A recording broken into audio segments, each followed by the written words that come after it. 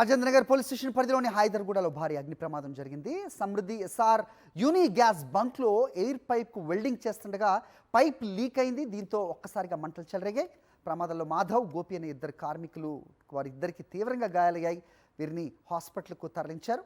పోలీసులు కేసు నమోదు చేసి దర్యాప్తు చేస్తున్నారు.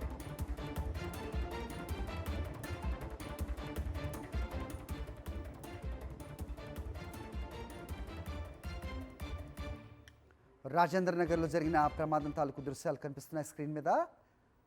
హైదర్గూడలో జరిగింది భారీ అగ్ని ప్రమాదం. సమృద్ధి ఎస్ఆర్ యూని గ్యాస్ బంక్లో ఎయిర్ పైప్కు వెల్డింగ్ చేస్తుండగా పైప్ లీక్ అయింది.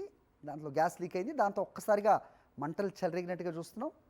సో గాయపడ్డ వారి పరిస్థితి ఒకసారి విజువల్స్లో కనిపిస్తోంది. తీవ్రంగా గాయపడ్డారు. ప్రమాదంలో మాధవ్ అలాగే గోపి ఇద్దరు కార్మికులకు తీవ్రంగా గాయాలయ్యాయి. వారిని హాస్పిటల్లో చేర్పించారు. పోలీసులు కేసు నమోదు చేసి దర్యాప్తు చేస్తున్నారు.